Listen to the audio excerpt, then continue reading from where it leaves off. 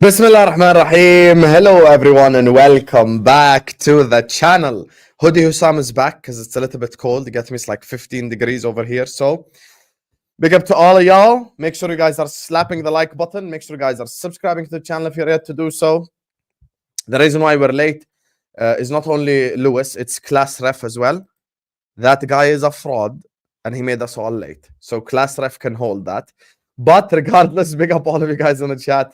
Locked in already, 300 people. We ain't even started the stream yet. Guys, let's get the likes up.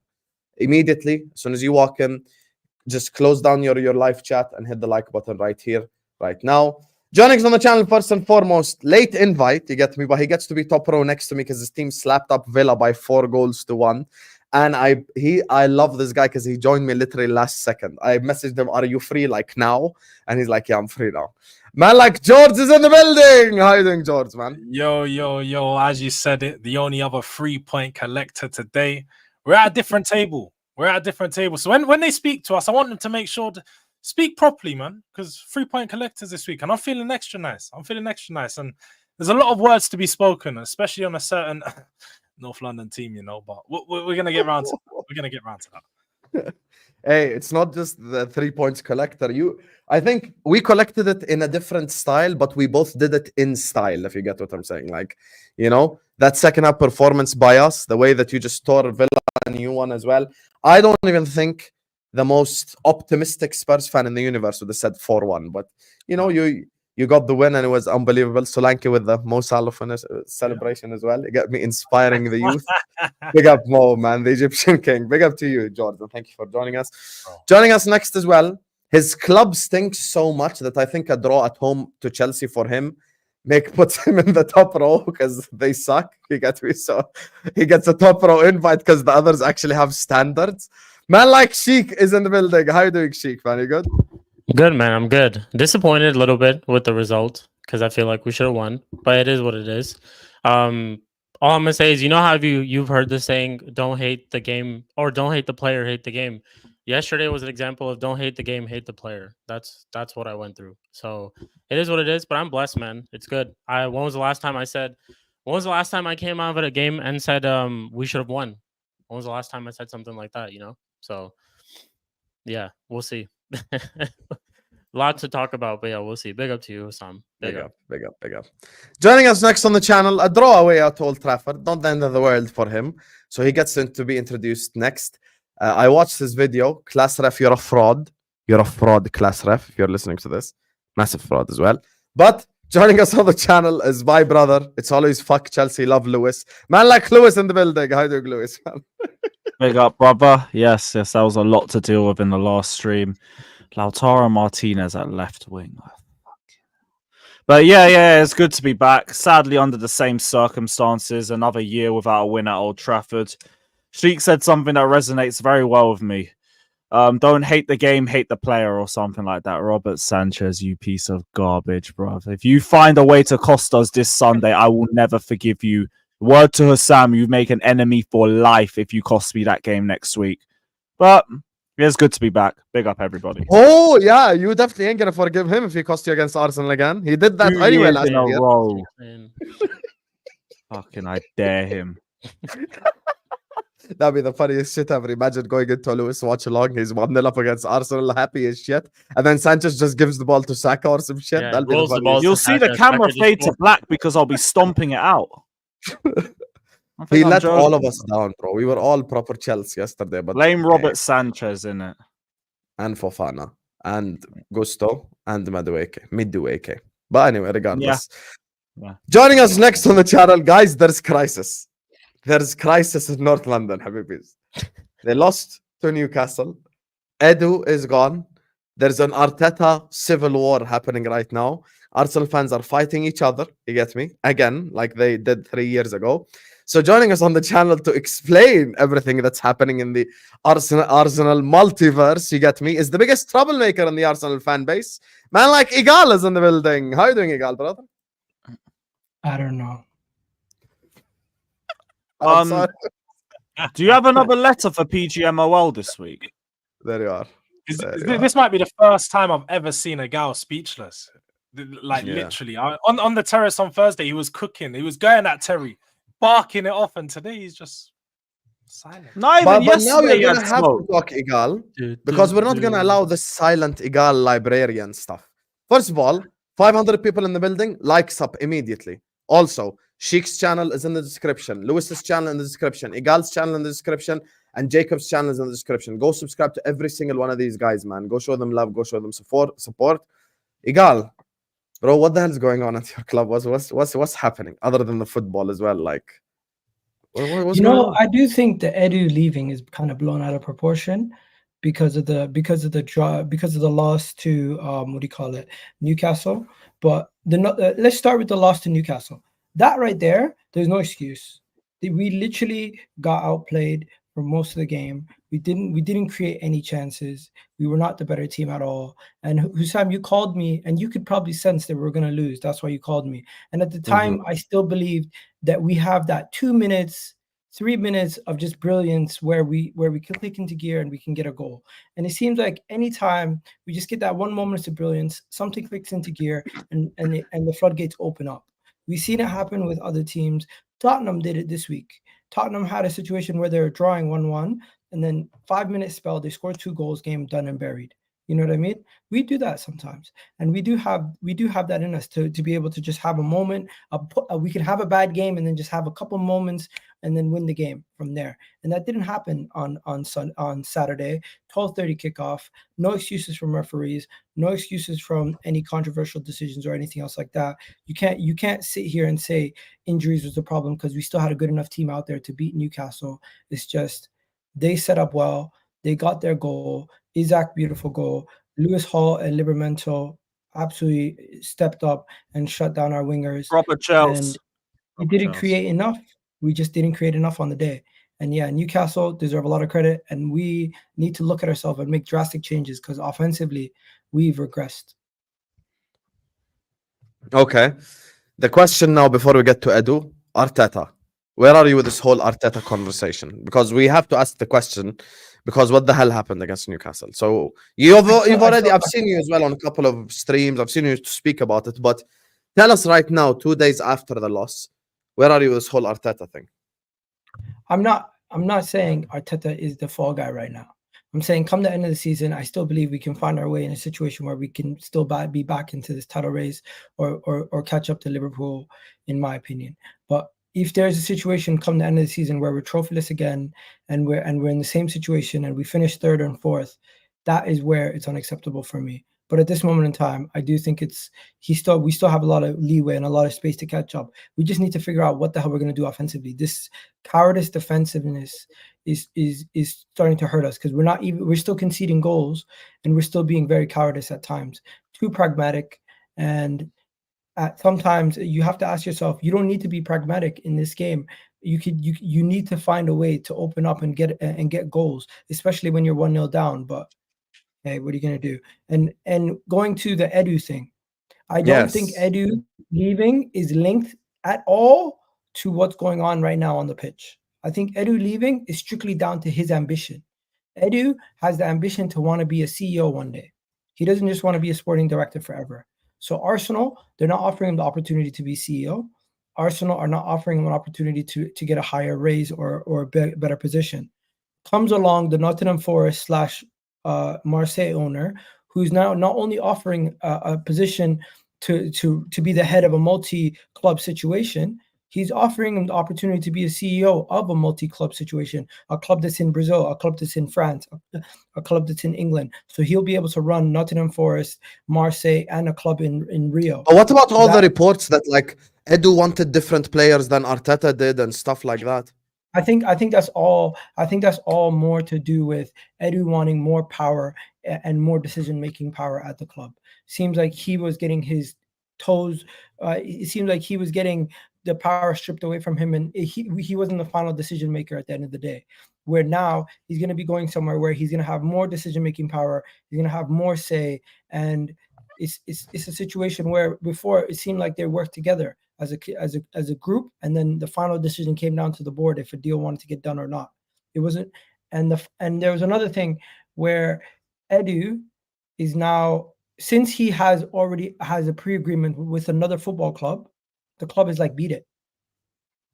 you cannot be here as long as you now have a pre-agreement with another club. You can't see out the year of because I thought when it first reported, I thought it was a thing where nothing's agreed, and at the end of the year he's gonna leave and then he's gonna get a job elsewhere. No, he already has the job lined up, so they're like, get the fuck out the door. If you already have a job, just resign, because there's no point of you having another job lined up. Your focus and your whole job is to worry And you about think he just how handed in his notice, man? And that's all it was, bro. Yeah. He handed in his notice, and Arsenal weren't really with it. He, as you said, he got a better job You elsewhere. understand? But Arsenal might have been kind of surprised by it, but the guy has ambition, and his ambition is to be ahead of a sporting project and not just be a director. So he's now going to be ahead of a isn't it sporting clear to director, show how and he's getting 6 times his wages also. I have to ask Egal one last question before I let Jordz and all the guys come in open fire. Yeah, big up to Edu still. I'll ask you a genuine question. If you lose to Chelsea next week, is it over? We can't lose to Chelsea. Fuck those guys. But that's not the question. If you lose to Chelsea, is it Yeah, over? you can't, We're not because you losing said to we were going to have a losing run while you Stamford haven't won a Bridge- league game in 3 Stamford matches. Bridge. Crazy. One second. Stamford Bridge is a Yeah, fucking one brothel. second. We go in there, we pick which girl we want, and we go to the room. That's what we do when we go to Stamford Bridge. So you figure it out. You tell me. Damn.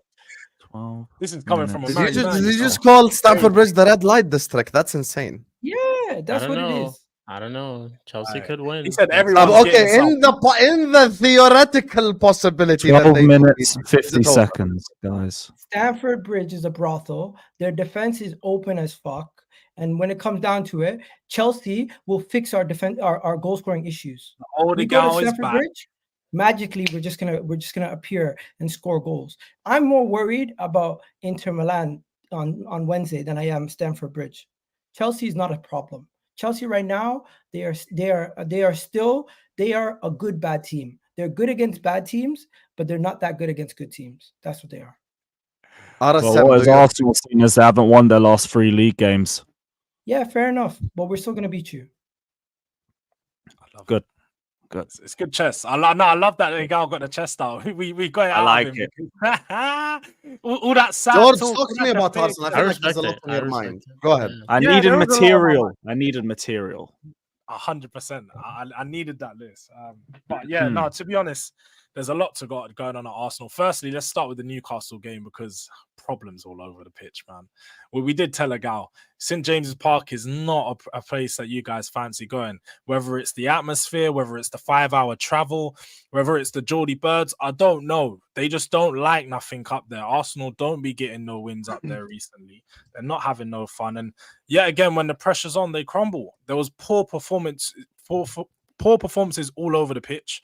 You had to look at the team, and even the commentators pointed out it's getting embarrassing. Arsenal's option in attack is get the ball to Saka and hope that something happens.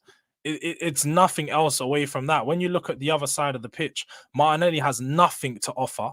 We've been speaking about this guy. I'm sure Lewis has been cooking him for a long time, but we've been trying to tell you he's finished. He's rubbish. He's one of the worst. You tried to pull me up last week because I said I don't rate Martinelli and Havertz, and now look. Martinelli is literally he's a Brazilian version of Garnacho. He's just a bit spicier. He's got a few more goals to his name, but he's no better than Garnacho. That is exactly what he offers to the game. If he's not in the transition, he's got nothing more for you. And when look at the Newcastle game, the midfield, Declan Rice, we need to have the conversation. What is going on over there? He's been poor all season. That's another one. I don't know what Arteta was doing starting.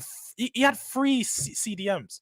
3 CDMs. I know Partey was playing right back, but we know he was inverting. Why are you crowding out the midfield with 3 central defensive midfielders? Where's the creativity? Where's the finesse? You sold 2 of your best creative players, or not even best creative players, 2 of your depth, 2 of the options you had to bring off the bench creatively, or 3 of them, sorry, because Reece Nelson too, and you've now got no one to rely on. Trossard can't play the middle role.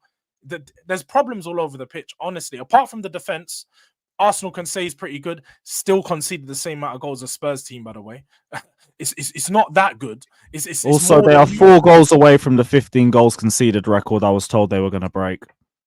Hussam said that, by the way. This is the Yeah, and Babs and One more a goal lot of conceded Arsenal than fans as well. Listen, I gave up on that take 4 weeks ago. Listen, Everyone here has had bad takes. It is what it is. It wasn't a I shot thought at we were you. gonna I know park the you bus. did that. I know you did that. Crazy Yeah, take. listen, It was everyone here knows. I thought Arsenal were gonna park the bus. You get me? And they do park the bus, but they still concede goals. So I don't even know. I don't even know what the hell to say, to be honest with you. And you I know the learned thing to I love the respect most about- heritage, bruv. That's a record that will never be broken. It's all The thing good. I loved most about this game was they couldn't blame it on the refs. They couldn't say, oh, we gave a red card. Oh, we didn't give us a pen. There was no decisions. There was nothing. They had nothing to offer in that game. Arsenal couldn't even look back at it and say, oh, if we scored this chance, they didn't have no chances. There was nothing. And as you said, next week, you have to beat Chelsea. You're saying, oh, we will this, we will that. The pressure's on even more because if you don't beat them, season done. We're going to be talking top 4 challenge. You're going to be down with us. You're going to be down with Chelsea. You're going to be battling it out, boy. Because it's only next week. We're going to be above you. We're above you next week. Egal. Hey, Spurs play Ipswich at home. And then we're gonna go above you. Chelsea, even if they get you see these guys, they do this, they get too giggity. No, it's embarrassing. It hasn't happened yet. My season isn't defined by isn't going to be defined by now whether we lose, whether we win. But the season will be. Your season's looking very bad compared to what the expectation was because you said have you're no winning the league. expectations. That's why You said you're winning the league, and now you've had Edu leaving. you still can. Absolute mess. Listen, You know what that shows? Wait, do you know what Edu shows? It shows that him and all of this happened months ago. This was all a problem. Look at your transfer window. It's reflective of Edu and Arteta falling out. And now what's coming out from the board? They're letting Arteta lead the way to find a new director of football. What's going on at Arsenal? What football club lets the manager choose the director of football? Please tell me. How is this is crazy. It's crazy. You know what? I agree with you there. I don't know what benefit that would give us. Maybe they're just saying, oh, Arteta would work hand in hand with that person, so he'd want to get to know them beforehand. I don't know. But I don't get how you're not worried, Egal, though. What's going on here? Like, how are you sat there so calm, like you've been tearing teams left, right, and center? I don't get this. Really and truly, we're 2 wins away from everything being back to calm. Yes, and you're also a loss away from this whole thing being over. So where do we go from here? Yeah, so I'm not going to worry until we lose because I don't think we're going to lose to Chelsea. I don't think it's going to be a situation. Yeah, but you don't think you're going to lose to Newcastle, and look what happened. Hey, it was a bad game. Good for you either. It was a bad game. You go back and you try to fix up from there. Right now, a situation where I look at what we have going on, and I say to myself, do we go super strong versus midweek? Yes, we probably will. Will Chelsea go super strong midweek? Probably not. Will that benefit them in the long run? Probably not. Really and truly, we've seen them go weak versus Newcastle and in midweek, lose, and then end up facing Manchester United. And still threaten them more times than your first teamers did. I think we will actually threaten you guys more than we did against Newcastle. I don't think you realize. Like João Felix, whose crap had more of a threat against Newcastle. I would rather play. Egal, let me tell you something honestly. We have to state the honesty here. I would rather play Chelsea right now than Nottingham Forest. They're very open. They're going to give you chances. We play Nottingham Forest afterwards. That's more scary. Let me tell you the problem, and I'm gonna say this right here, right now. I was watching earlier on the Back Again podcast and what Lewis was saying about Arsenal. I'm gonna let him as well speak because I know he has a lot to address regarding this Arsenal thing. I'm just gonna say this as someone that genuinely has zero hatred towards Arsenal because you're not my rival. We have never ever had a rivalry, but I'm just gonna say it as it is. This Arsenal attack and chance creation is pathetic. It's actually disgraceful. I expect Ipswich to have more shots on target away at Newcastle than 1 shot on target. And I expect Ipswich to do that. Ipswich, when they go away to Spurs next week, are going to have more than 1 shot on target. There are teams that are going away to Anfield, to Etihad, to Stamford Bridge and having more than 1 shot on target. You go away to Newcastle, you create absolutely nothing all game long. And the one chance that you create, in the words of Saad, his nan could score that. Declan Rice, £110 million, doesn't even make the goalkeeper make a save. Alexis McAllister, who's about 5'2", made Verbruggen made a save from a Gakpo cross that was even a half chance. And he's a midfielder that's like half of Declan Rice's height.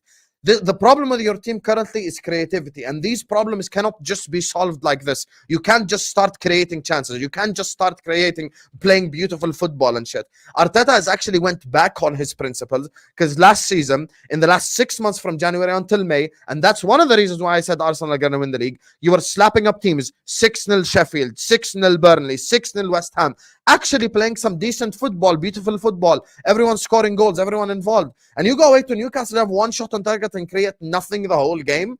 Like, this is why you, in my opinion, should be worried. You can't just be sat here nonchalant. So what if you go away to Chelsea and you only have one shot on target again, or 2 shots on target, and you don't score? What if your set piece thing doesn't work anymore and Chelsea just clear it out? What if Cole Palmer scores a penalty against you? There's 100 different things that could happen. If you lose to Chelsea next week, you're going to be below them by 4 points. You're going to be below Spurs. You're already below Forest, Liverpool, and City. Are you going to make up? If you want to make up 10 points from now until May, you're going to have to be essentially be flawless. And I'm talking about like winning almost every single game, which is impossible. 1 second. I understand we're going to have to be flawless. I understand we're going to have to play a lot better. I understand our attack is going to have to start kicking into gear. I completely get that. The only reason why I have confidence going into the game against Chelsea is because Chelsea is one of the most open teams in the league. Chelsea's a team where their goalkeeper will give you 2 goals in a game where it's close. You don't have to do too much. You just need to put pressure on them at the right times, and they're very susceptible to mistakes playing out the back. Now you can make a case and say Arsenal defensively not been that much better than Chelsea this year. That's true. But I do also look at the difficulty of teams that we've played and how we've limited them to minimal chances. We have struggled recently versus Liverpool, versus Newcastle, and that was embarrassing. And even when we went down to 10 men versus Bournemouth, but I don't think it's going to be the same situation versus Chelsea. I do expect Mikel Arteta to go back to the drawing board, look at what the hell he can do to make a difference in this upcoming game versus Chelsea. And the Inter Milan game midweek is just to give us some confidence, hopefully. And I'm hopeful. Maybe you had one shot away on Newcastle. One second. I hope Inter can give us some confidence like they're fucking Atalanta. Oh, wait. Sorry, they didn't even beat Atalanta. My bad. Inter Milan are a really good team defensively. Inter Milan is probably one of the best defensive teams out there last season. So us going out to them, that's really where we're going to have to test. Can our attack do something versus Inter? Because I think Chelsea game is going to be a lot easier than the Inter Milan game. Okay, now we agree. Chelsea will be easier than Inter Milan 100% because Inter Milan is one of the best teams in Europe. Even Lewis won't deny that. They're champions of Serie A. I think our defense is being heavily underrated because the real problem is just the goalkeeper, in all honesty. But my thing is, Stefano was iffy for the penalty, but it was majority still touch on it later. There's no Inter for me is one of the top 5 teams to win. Like, I put them high up there in terms of like contenders to actually win the whole thing. They went away to the Etihad and City didn't score. So obviously they're a fantastic team. But Egal, I don't think you actually understand the depth of the issues at your football club. Wallahi, this is the first time I've ever told you this 3 years working with you. I actually don't think you deep how bad it is. The fact that you can't create is not a problem that's solvable, my brother. It is not. Like, this is a big deal, bro. Like, the fact that you can't create chances, this is a thing. Like, this is an issue, bro. Like, you have to be able, when you go away to Newcastle, everyone here is going to go away to Newcastle. Everyone knows Newcastle have a physical midfield. Any of us, and I will speak for the other 3 because I know they agree, we would be absolutely... like Caicedo 1v3'd them and won. My midfielder. Exactly. All 3 of us would be so pissed off if we had one shot on target. Actual £100 million worthy midfielder, not fucking Declan backwards. There's two things. There's one, analyzing the Newcastle game and realizing your mistakes and acknowledging that you guys were terrible in that game. But then there's another thing, to expect Chelsea to play a similar defensive way against Arsenal in that game and to be as good as Newcastle in stifling our attack. Newcastle, at times, they didn't even have to play. Because they knew they had the lead, they knew what they were protecting. No, but they just did a good job. I'm not worried about defending against you guys. I'm worried about set pieces. I'm not worried about defending against you lot. Egal, I think you're boiling down what Husam's saying down to the Chelsea game. Husam's talking about the team as a whole in general. In general, yeah. I think the team as a whole. Chelsea doesn't cover any of the other issues. The team as a whole, I acknowledge that we've not been playing well recently. And in the last 3 games, we picked up 1 point in the league. That is not good. That is not good. We know that, right? All we can do now is acknowledge those areas and try to improve from it. Looking back and saying, this is how we're now going to perform in the next game, and this is how we're going to perform in the next game, I don't see a result. No, I expect better from this team. I don't look at that Newcastle result and say that's going to be replicated versus Chelsea. I don't look at that Newcastle result and it's going to be replicated versus Inter. I expect these guys to see what they did, the mistakes they made against Newcastle, and rectify them. For example, going out and just playing Ethan from the start to give us more, to give us another person in the middle, because we barely had any touches in the middle. Also, I don't think you can have Trossard and Martinelli and Havertz in the team anymore. It's just not working. You need more creativity. Also, Partey needs to play in the middle. You can't play Partey right back right now because, once again, Partey is being dragged way out of that position into so many different areas, and it's leaving a gaping hole in that area. Luckily, we didn't get a problem from that, but he also showed he's more needed in the middle. He is one of the people who needs to be in the middle, because he's one of the guys who can play the most dangerous through balls, the most dangerous moments. That they come from him. And yeah, we can look at Declan Rice's set-piece delivery. We can look at all the players' poor performances across the pitch, Martinelli, Trossard, everybody. But as a collective, I think the main issue is Arteta's not trusting in our creative players that he has on the bench. The reason why he sold Emile Smith-Rowe, the reason why he loaned out, what's his name, Fabio Vieira, is because he said he was going to trust Ethan. Give him a chance.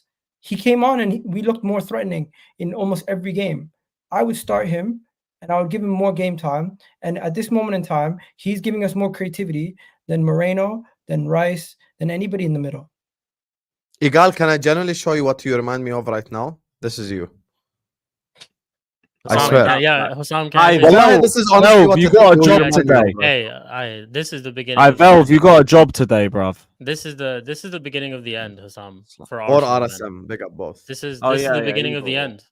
This is how it all begins. The meltdown. Tell us, talk to me, Shikh. What were you saying? I called this. I said this was going to happen this season. You look at their summer, they're not serious, man. They didn't prepare. Injuries happen to everyone, right? How do you Arsenal fans sit here and try to prop up Arteta as his great manager? You're supposed to like fight through adversity, right? The great managers are the ones who survive through all these type of crises and know how to get around them and all of that type of stuff, right? I look at this Arsenal team. You haven't bought. You don't have like a bench player that you could bring on for Saka. No squad depth there. You don't have a striker, so you rely on Havertz from time and time again. Look at who you're relying on. This crisis, like this thing that's happening, is just happening early this season. That's really just what it is. But I knew this was going to happen, man. And it's the beginning of the end. Edu leaving now too. I'll be honest with you, Shikh. I don't think anyone predicted it to be this bad. Okay, I don't think anyone predicted Arsenal to be 7 early. points behind Liverpool in November. I don't think Let's be I real. predicted it to be this early, for one thing for sure. But I did think this was going to happen. It's like, let's keep it a buck. It is their objective this season is title, win a trophy. Okay, if whether it's a Carabao Cup, FA Cup, some fans want the bigger one, the Champions League or the Premier League, but it's win a trophy, right?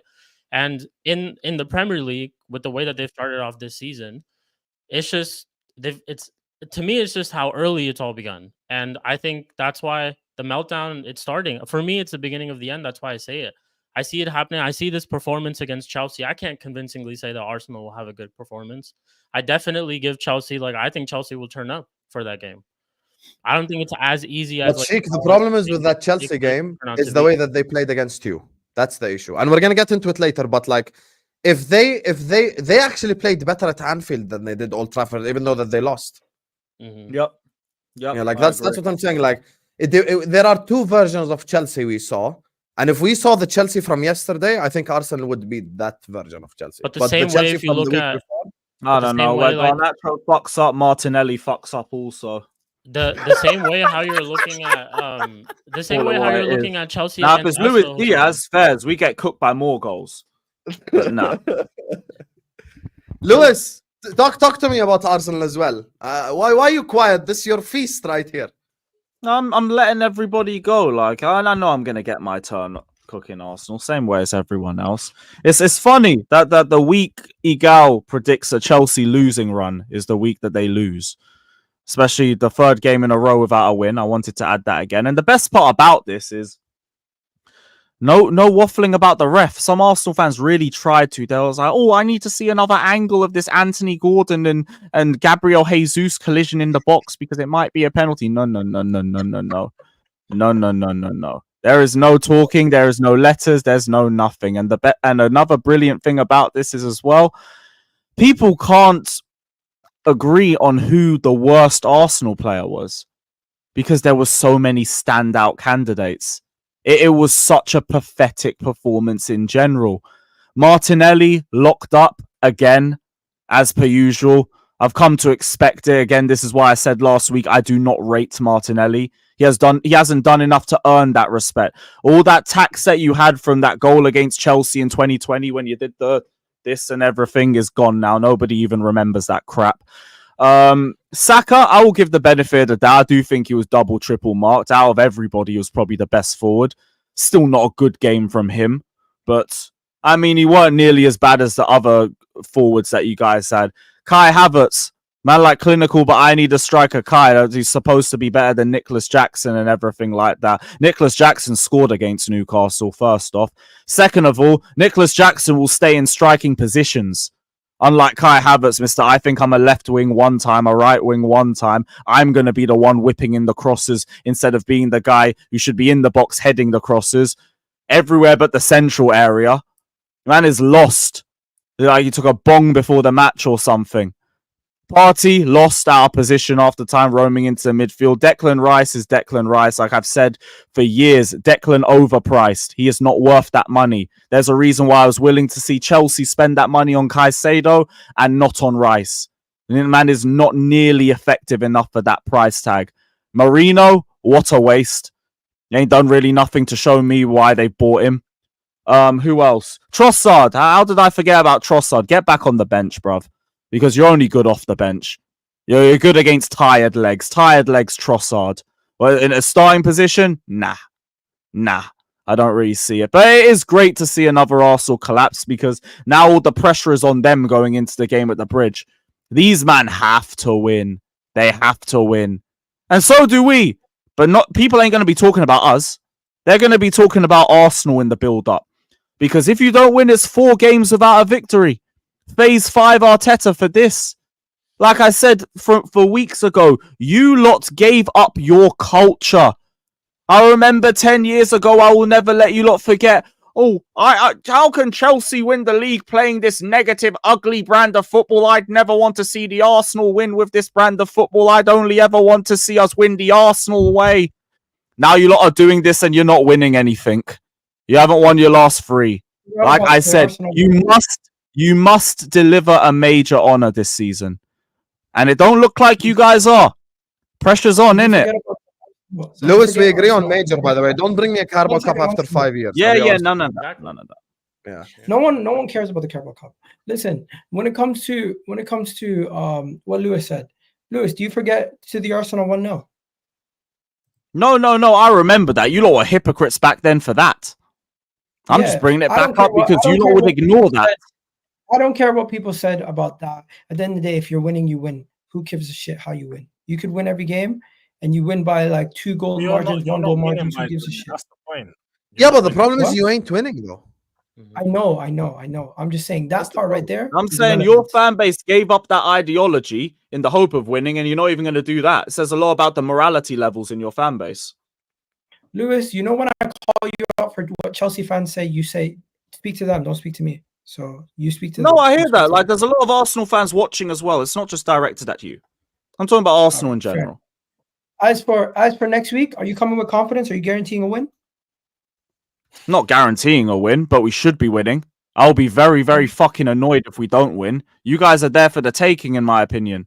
You guys are out of form with the majority of the pressure on you, an attack that I don't really rate, and a midfield that I expect us to dominate. So it will ultimately come down to our defense and individual errors because most of the goals we concede come down to individual errors instead of system problems. So, yeah, I want us to win this game. I can't demand victory. I'm not demand or call it out as one, but we should be winning. We should be winning. As bad as we are okay. playing against the likes of Brighton and friggin' everybody else, I do think the way that we play is more suited to against the top 6 teams.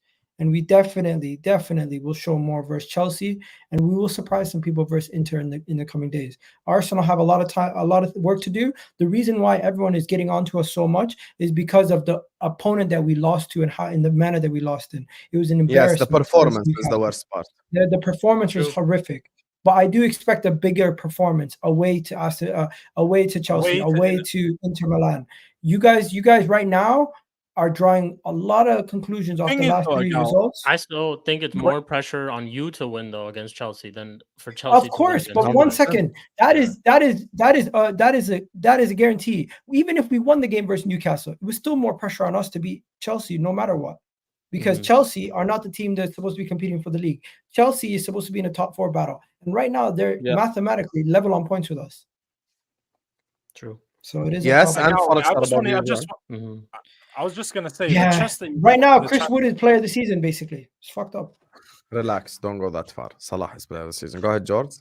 No, I was just gonna say the way that you're talking about now is like Arsenal have had a big away Champions League win. Like Porto last season, you crumbled. Bayern, you crumbled. We're not gonna see Arsenal do anything. Need to beat. We don't need to beat Inter. You don't need to just get a draw. It's the way you're talking about it. You're going, oh, Inter's going to be our warm-up game. No, I need a good performance. Some confidence from this game.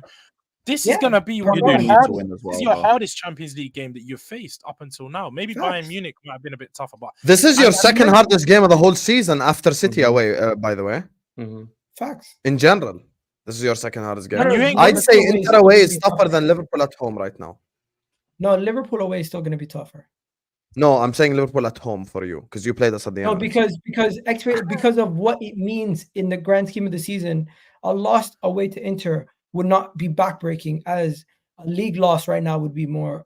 But you know why it's going to be backbreaking? It's going to be a reality check. You want to know why it's backbreaking? The thing that you don't realize as well, Egal, if you don't finish in the top 8, you're going to have to play another 2 extra playoff games in January that you can't afford. Hey, injuries. If we have to play that, we have to play that. Right now, Egal is wallahi, I know Egal. I've worked with Egal for 3 years. Wallahi, he's this close to giving up. He's close to breaking. He's this close. Wallahi, he's this close to breaking. I'm telling you. Lewis, you're going to be near. I'm telling you, the end is near. I'm telling you, if Chelsea beat Arsenal, this guy... The end is near. I promise you. Wallahi, I'm not coming here with copium. I genuinely don't believe not everything is always as bad as everyone makes it seem. We are not as bad as everyone's making it seem. We had a bad game. We go back to the drawing board. I do think we're going to see a much better performance from the team going forward. We do not see our team have that many bad results in a row. We've seen situations where we have 3 games where we struggle, and in the past years, Arteta has had this 3 games where we have bad results, 3 games where we have bad results, 3 games where we have bad results here, and it does happen when we start dropping points. It does happen in threes. We've already had 3 drop points in the league. I don't expect us to lose to Chelsea, and I don't expect it to be a horrific performance versus Inter. I do think Arteta is going to drill these guys and have them ready for Inter away. So push Inter away to the side now. Let's talk Chelsea. So you're confident of going to beat Chelsea and winning? Yes, I believe we're going to beat Chelsea. You have to beat them. Even I know, and I'm saying we're going to beat them. What else do you want me to say? It's like you saying, oh, what do you think is going to happen? I'm going to win. Oh, but you have to win. Regardless, I agree with you. Fair enough. I think. Like I said, all I'm saying is the end is near. I think all of you guys think I'm going to sit here and put a pity story out for there. No, there's no sympathy for us. We're supposed to be competing for the league. If we don't compete for the league, crown us the losers. Crown us the pretenders. I agree. Fair enough. I respect that. Okay, let me do a couple of these super chats before we move on to the next game. Big up to everyone locked in. We have 800 people in the building, guys. How many likes are we on? Guys, we're not even at 200 likes. Guys, 800 people, not even 200 likes. You know that Kai Havertz is more clinical than you. And I wouldn't have that if I was in your place. So hit the like button. Subscribe to the channel if you're yet to do so. Every single one of you guys right now, hit the like button and subscribe. We're closing in on 40.5k subscribers. So let's get there. Every single one of you guys. Yalla, like the video and subscribe. Also, go subscribe to Shikh TV, subscribe to Carefree Lewis G, Egal Talks Football, Durag Diaries, and United Spurs of America. Big up to Nino, who says top 6 represents 5 Champions League winners and 1 fraud. Guess. So you're picking up Aston Villa and Nottingham Forest now. Big up. Rent free in Chelsea fans' heads. Big up, European edited. Big up. Big up my guy Tip. That was in the chat for my guy Tip for the big super chat. He says, hi Egal, they don't call Arsenal the Gunners for nothing. Your fans say they are gonna do this, they are gonna do that, but you ain't gonna win the league. Big up to you, my guy. Hey, the way that they're... Listen, I said Arsenal are gonna win the league before the start of the season. I'm just waiting until next week. If they don't beat Chelsea at Stamford Bridge, alas, it's for me at this point in time, I have to say it's over. But right now, it's too early. Because if they beat Chelsea at the Bridge and then City lose to Brighton, then what? Everyone's going to say, oh, Arsenal are in title race again. They're only 3 points behind, so we can't flip-flop. I think if they are 10 points behind in November, then it's curtains. You get what I'm saying? Big up to you. You know, I think Man City have more chance of losing to Brighton than we do against Chelsea.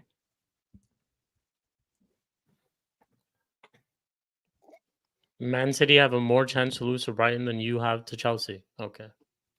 Have you seen Man City? Just saying. Have you can't seen believe you it lot? was- And yourself, yeah. Have you seen the Can't believe you're performance just against taking this Newcastle? to us. You let him talk Yeah, shit about I your did What do see you your mean, man? performance. This is clippable content. Why am I going to interrupt? Man said City have a bigger chance of dropping points at Brighton. Brighton. Yeah, this is literal gold in front of our eyes. You think I'm going to stop this? Keep going. Hey, RSM, that should be the end of the clip right there. That statement he just made. Big up to J Mag, who says you'll never walk alone. Big up the panel, especially Hussam, because we support the coolest team in the Premier League. Yes, sir, J Mag. Let's go. Alhamdulillah, I'm top of both tables, the Premier League and the Champions League. Yeah, we are cooking, but that doesn't change the fact that I'm the leopard. I'm in the Top tree. of the Conference League. Up the Chelsea. Up the Big up. Chelsea. I'm the underdog. Doesn't change the fact, guys. I'm the leopard in the tree. Let everyone fight. We're just having a good time. We're just having a good time. Big up to you, J-Mag. Big up to my guy, Ziad sleeping. Stop sleeping on this Arteta guy. Should be sacked. What? Egal, if you Some of lose you next lot, week, man. are you going to be Arteta out? What's going to make you Arteta out? We're not losing. But what will tip you over the edge in terms of turning on the manager? 43, 35. Sorry? What's going to tip you over the edge in terms of turning on the manager? What's going to be the turning point? Liverpool win the league. So all the way Oh, up until okay, the yeah. end. So you're gonna wait all the Right way to the until main. the end. I don't know. Okay. Big up my guy Abs, who says, big up Hussam and the Mandem. People don't talk about how awful Chelsea's record against big six sides, except Spurs is recently. I mean, we will discuss that in the next segment, Abs, to be fair. And this is why I'm saying, like, I can't confidently... This is going to be the weirdest game ever. Because I cannot say Chelsea are going to win. I cannot say Arsenal are going to win. I can't say anything. I don't know who's going to win, Habibi. I don't know who's going to win. How am I supposed to know who's going to win? If Chelsea play like they did yesterday, then Arsenal have a chance. And if Arsenal played like they did against Newcastle, then Chelsea have a chance. So I don't know. I'm waiting to see, to be honest with you. I'm not going to say big up that name, but he says, I bun you, bruv. I had to deal with his older brother Maurizio last season. Nearly killed my club. have some shame. Don't compare Arteta to Pochettino. Pochettino played beautiful football. Big up to Redline Taranga, who says, I reject the notion it was Hussam. It was Hussam, guys. Meant to say AI, obviously. Of course it's AI. I never said the 15 goals thing. AI editing is crazy in 2024, you guys. AI edits just going mad. Are you eating a chocolate sandwich? Charles, I need a snack. Oh. Big up to Egal's Burner says, I can't I lie. need I'm it, getting... That Egal is picture is definitely... horrific. What the hell? Picture is great. That's a bad picture, though. The pause time on that picture is insane. Big up to Aidan Andrews, who says, Egal, all the teams in the top 6 places have a Champions League, except... I think this is a corny joke. I mean, Of course you do. I think it's a corny joke, to be fair. I expect you to think that. Big up to Elias who says, what the hell is Quadsa doing? Hope it's not true. You're finished. You're finished. You're finished. You're finished. seen that? Wallahi, you're finished. Wallahi, you're finished. I refuse Did you to see comment. that? What's he doing talking to Aston? I didn't see anything. I refuse to comment. Big up to you, Elias. Big up to my guy Abdullah who says there's more pressure on Chelsea to beat Arsenal because of their abysmal big game. Like, do you agree with this? Are you I don't think stupid? there's more No. pressure, but there is still pressure. Let's face it, it's either Arsenal win the league or Chelsea's record, Big Six record. If What's more Arsenal beat important? Chelsea at the bridge, then That's what I'm Chelsea's saying. season ain't over. But if Chelsea beat Arsenal at the bridge, then Arsenal's Arsenal's season's over. Exactly. Mm-hmm. Premier League wise. Think about it that way. So that's why I do disagree with you, Abdullah, to be honest with you. Yeah, but But there anyway, is still regardless, big up pressure. to all of you I'll give guys. that. We're going to be talking about Chelsea Man United now. 225 likes. Big up. At least we did overtake the 200 mark. Keep liking the video. Keep subscribing to the channel. Subscribe to all these guys' channels as well. They're all in the description. So please like and subscribe. Big up all the super chatters, everyone who shows us love. And I'm going to go to Shikh actually to start this one right here. Man United Chelsea game. Talk to me, brother. Yeah, man. The same energy that Lewis has for Sanchez, I have it for Garnacho, man. I'm tired of these players. Like I said, don't hate the game, hate the players, man. That's a new saying that I just saw on this weekend. It's tired, man. I'm tired of it. I'm disappointed because I feel like at the end of the day, it wasn't a good performance. It was a boring game. It was a stinky game. But I left with like 2 points. I feel like we dropped, and we should have got the win. We definitely should have ample amount of chances. The Bruno pass that he laid off to Garnacho should have scored. Bruno's chance that he had where he just absolutely skied it, hit it to like Rosette. Rashford hitting the post. Yeah, man, it's just terrible. These are the problems that we're gonna have, and Ruben's gonna have these issues as well. You can't that type of stuff. You just can't coach. You give these guys the best chance, and they just don't finish, man. And this is the problem that we've had all season. And I've said this with Ten Hag, without Ten Hag, we can't score. People want to talk about 80 goals this season. I keep saying it again and again. Where our players are not good enough, man. But you keep cooking, Z. You're not gonna let it go. You're not gonna. I'm not gonna let it go. I'm not, because that's the rubbish that people want to talk about all the time. And then I get called the negative. These same people, by the way, who want to back Ten Hag and where Ten Hagers are now Ruben Amorim era, Ruben Amorim's hive, all that type of stuff just quickly changed. Just look at that. So it just Terrible, bro. yeah, I won itself. But anyways, it's just the fact that like we're not. It's as simple as this. We're not good enough up front. Our front four is an issue. Hoyland, again, not good enough too. Guy doesn't know, like he's great at holding up the ball, but doesn't know what to do after. Our decision making is terrible. The one thing I don't understand about Garnacho, and I think Lewis could say the same thing for Sanchez as well, is that how do you week in, week out make the same errors? Like surely you go back and watch some film and look back at how you played and realize that, oh, maybe I should have done something else in that situation, in that moment of the game. Or look at other options or try to add something more to your game. Just nothing. In one, like earlier in this season, in one watch along, literally predicted, I said Garnacho 3 times in a row, cut, shoot, cut, shoot, cut, shoot. That's literally all he does. This game doesn't want to play the overlap pass, just wants to take it himself. Terrible. And that's just the result of this game. But Caicedo, I do want to mention, I've mentioned it everywhere where I've talked about this game. Caicedo is absolutely quality. The goal that he scored, yes, you can say we should have put more pressure or someone should have closed him down. Cool. The finish was quality, though, and he absolutely bossed it. Lavia, too. I had big concerns about their midfield prior to the game, too, and it showed at moments and times, but we should have won, and it's disappointing. And yeah, I look at our upcoming run and who we play and all that type of stuff. I think we should win some of our games. We play PAOK midweek, play Leicester at home. We should win. No excuses. They should have taken their chances, man. And it sucks, but it is what it is. Not too fussed about it. And yeah, Sanchez, thank you for the penalty, man. Hoyland had a terrible touch there and he gave us Fuck him. It is what it is. Thank you, Sanchez. But yeah. That's my thoughts on it. See, you see how Abdallah pulled up that thing about our Big Six record. Literally, like our last 2 available opportunities for that come down to Robert Sanchez being a dickhead. Like, I've personally just washed my hands. I can't be bothered. Like, you might have tricked me a little bit with your purple patch at the start of the campaign, This is no. Your final form, I know your final form. You are just a liability because you actually had a good game before that moment. And then you just showed that don't mean shit because you're going to make a bad mistake anyway and it's going to fuck everything up. First off, I didn't think we were too bad. For actually good defensively, good in terms of our build-up. It was just when things got to the final third, it never really seemed to click. We're doing this thing where we're inverting Gusto when we're pushing Noni up to the touchline. I don't like it because Gusto hasn't really been in form anyway going forward. And like Noni is best when he's close to the box so he can at least try and crash it and make goal-scoring opportunities. We're pushing him to the touchline and making it more difficult for him to do that. Neto was the only standout forward. Jackson, I can't tell you what he did all game. I genuinely can't. Like that one pass to Enzo that he sent over the bar like an idiot was the only thing that he did, and that was it. Nothing else. Palmer, we played on the left again. I didn't really think he was that effective in that role. Like, he didn't seem that comfortable there, but we sent him to the right, and to be honest, he did even less at that point. Like, he overfought a 4v2, which I didn't expect from him. Ultimately, not a good performance.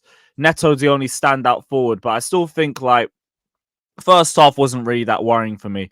I was surprised by the second half because it's a rare thing, but we came out for the second half worse. We usually come out a lot better and usually score immediately into the second half. That's been a regular theme for us, but it wasn't in this game.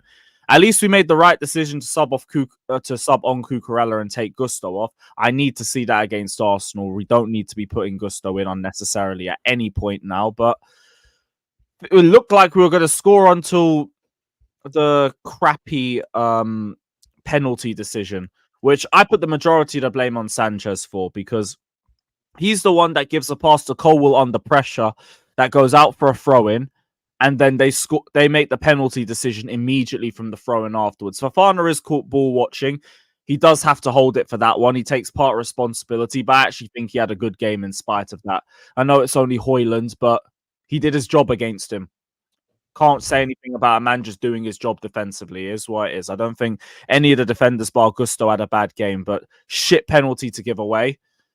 And then we're just lucky Caicedo scored afterwards. Like I said it on my stream, best midfielder in the league now. I feel confident enough to say that. This guy just continuously drops consistent 8 out of 10 level performances. Now he gets a goal, people want to start talking about You think he's better than Rodri?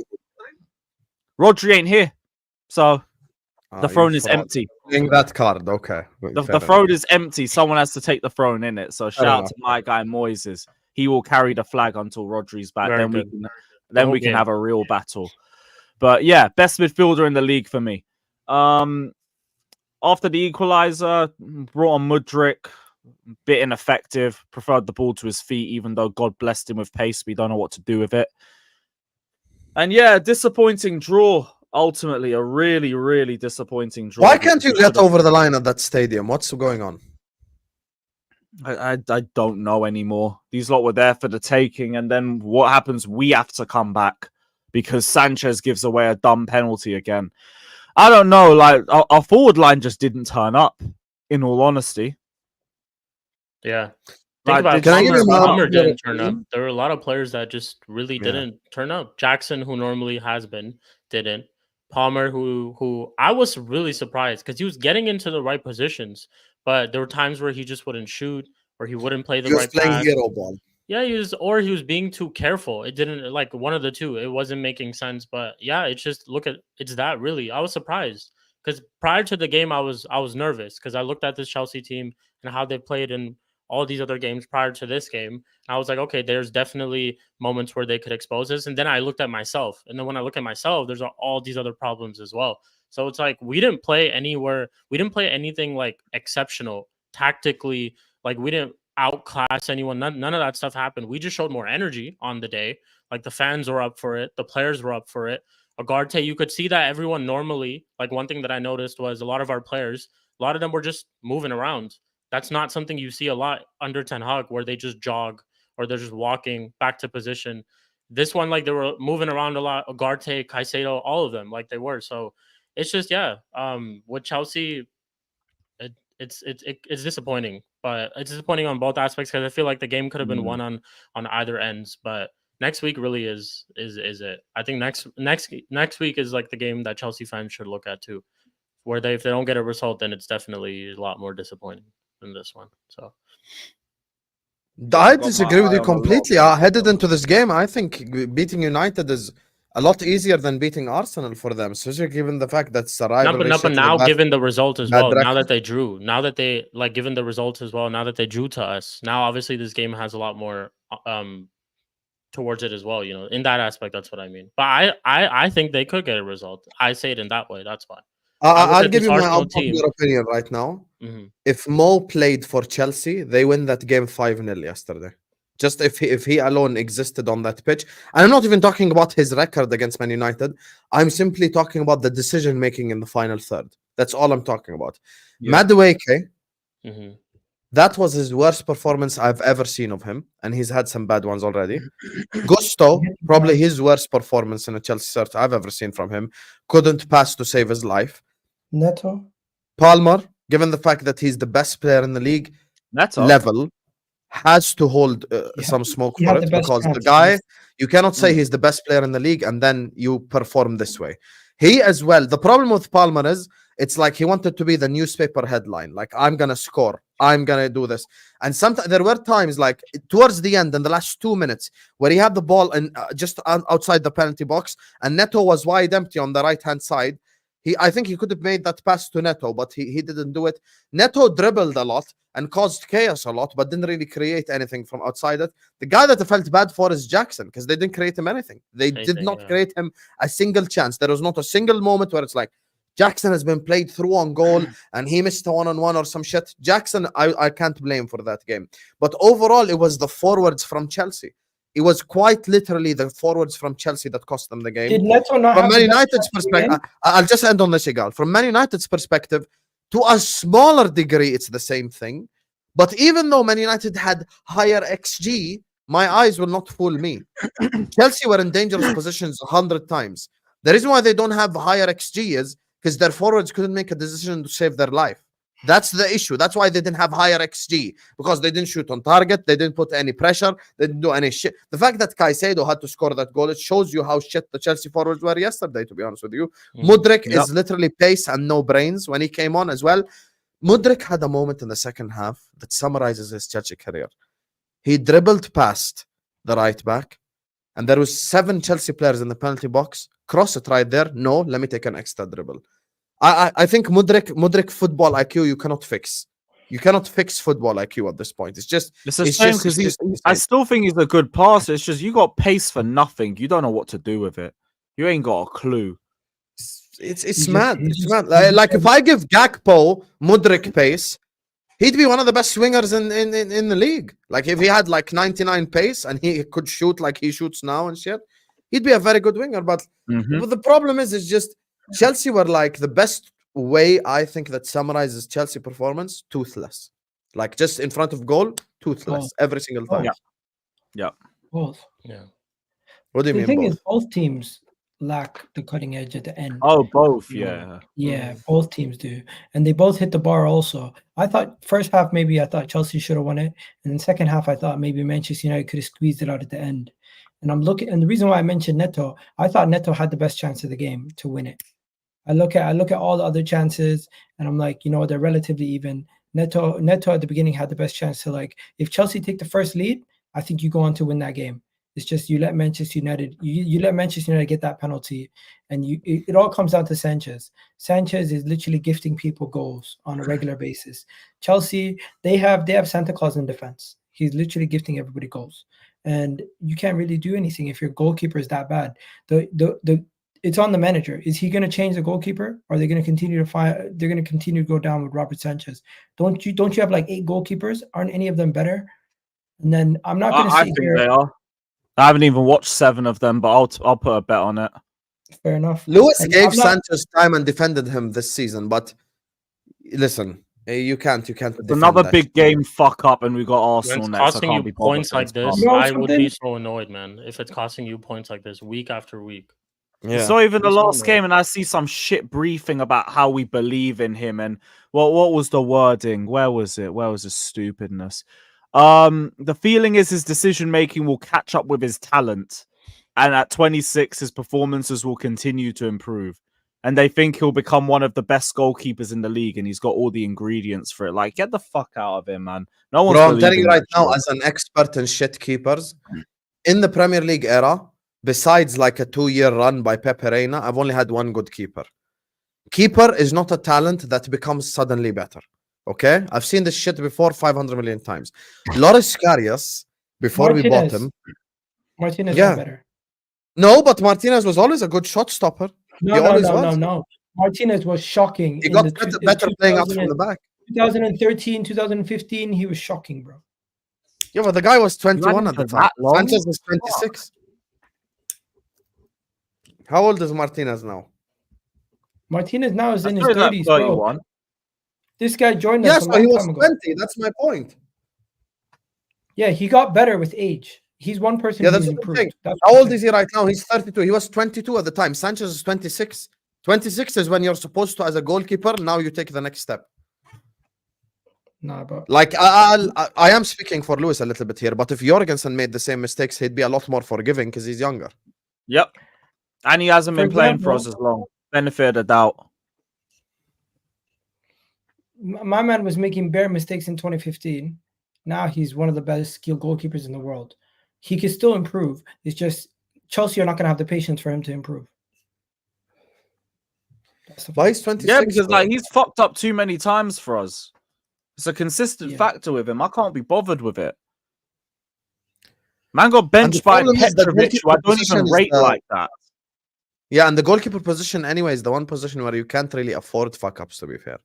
Yep, I always No, say the 100%. further back you go, the less mistakes you're afforded to make. And at goal, it's ridiculous. And you know, some of the Listen, mistakes are not even playing out the back necessarily. It's just stupidity. It's just shocking passes, short and long. I wouldn't be So what's surprised if stopping Chelsea this from goes happening 7. next week then, Egal? Because you're asking for patience. So if Chelsea are 1-0 up against Arsenal and That's Sanchez... why he's asking for patience. No, one of the So main you're 1-0 reasons up why against I'm Arsenal and he just gives the ball to Saka and then they equalize. Then what? He did it last Patience? year. He gave the ball to Declan Rice. Yes, that's the point. That's the point Lewis is making. This is a Hey, consistent thing. one of the main reasons why I'm confident versus Chelsea is because Chelsea are the team that gives gifts to teams in goal. That's what they do. Newcastle didn't Is score Petrovic goals better for- than all your current keepers? What? I'm asking Lewis if Petrovic is better than all his current keepers. I've only seen Petrovic and Sanchez play, so I guess.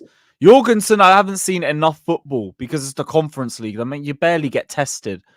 When you played him think the against rest of them will Newcastle go down last with- week, I didn't think he was brilliant. I didn't think he was crap. Like I thought he did okay. He was one of the. I weren't looking at him at mistakes or any reasons why we got knocked out or any bad moments. So for me, fuck it, give him the Arsenal game. I don't care. Can't be worse. No, Genuinely but yeah. can't be worse. At the very least, you show Sanchez that he ain't untouchable because we've shown ruthlessness You with know the one likes thing I'll of tell you though, my Enzo team goes, my Fernandez and Mudryk, team gets up but not with for him. my team gets up for these games a lot more than other games. As much as you guys make fun of our performance versus some of these other teams, what I'm confident about is my team when it comes to these big games away from home versus the Chelseas, the Man Cities, everybody, we get up for it. We But I get up for it, expected and you to get up for Newcastle, and you see one of our best performances. especially that- seeing as you didn't win there and you guys had all those back and forths during the match. It was a very heated match. Which one? Newcastle last season. Newcastle, for some reason, they just had our number on that day, man, and they did it last year too. It's fucked up. And I think, yeah, Sunday will say a lot about where Arsenal's truly at. Yeah. And to be honest, us too. It goes both ways. If But you Sunday find will a say a way- lot more about Arsenal than will do Chelsea. Yeah. I honestly believe Chelsea will. Because you can struggle. lose and still make top 4.